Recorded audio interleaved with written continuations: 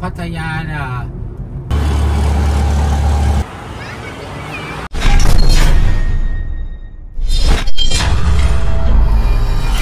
আসসালামু আলাইকুম। কি অবস্থা সবার? আশা করি সবাই ভালো আছেন।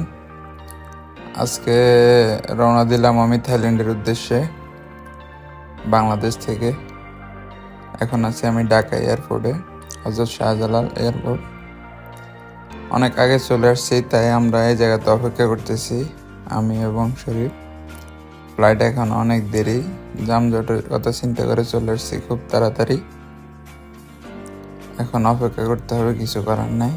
বসে আছি আমরা বাইরে। অবশেষে চেক ইন শুরু হলো। আমি যাচ্ছিলাম, শরীফ বাইরে দাঁড়াইছিল। এখানে সিকিউরিটি আমার টিকিট এবং কি টিকিটটাই চেক করলো, টিকিট আছে কিনা। পরে আমি ওকে দেখালাম সবকিছু। দেখার পরে ও আমাকে ছেড়ে দিল।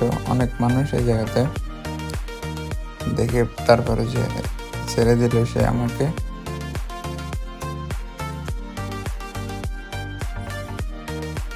পরে এই জায়গাতে শরীফের কাছে মোবাইল ছিল আমার, পরে মোবাইলটা নিয়ে নিলাম, বললাম ওকে বিদেশ দিয়ে দিলাম আমি যা। এখন চেকিং, ইমিগ্রেশন সবকিছু শেষ করে অপেক্ষা করতেছি ফ্লাইটের জন্য, বিমানের জন্য অপেক্ষা করতেছি। অবশেষে বিমান চলে আসলো।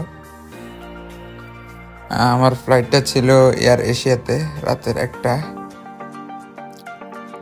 দীর্ঘ প্রতীক্ষার পর অবশেষে ফ্লাইটে বিমানে উঠতে যাচ্ছি আমরা।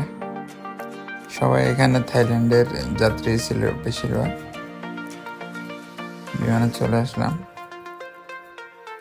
আসলে বিমানটা অনেক সুন্দর, খুবই কমফোর্টেবল, সিট সবকিছু অনেক কমফোর্টেবল ছিল এই জায়গাতে। ফ্লাই করে খুবই মজা আছে বিমানে। আমার সিটটা ছিল একদম পিছনে, মনে নাই কত নাম্বার সিটটা ছিল আমার। আস্তে আস্তে যাচ্ছি পিছনের দিকে। অবশেষে চলে আসলাম থাইল্যান্ড। এটা হচ্ছে গিয়ে থাইল্যান্ডের ইমিগ্রেশন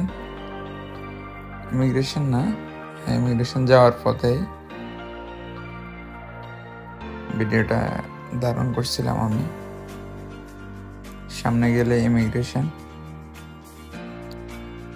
সবাই যাচ্ছে ইমিগ্রেশনের দিকে। ইমিগ্রেশন শেষ করে বাইরে হবে। অবশেষে ইমিগ্রেশন শেষ করে আমি বাইরের লবিতে চলে আসছি। এখানে আপনার সবকিছু আছে, এক্সচেঞ্জ সব। পরে আমি বাইরে থেকে একটা ট্যাক্সি নিয়ে নিলাম 300 বাদ দিয়ে। How much from here? พัทยาน่ะ 1600 บาท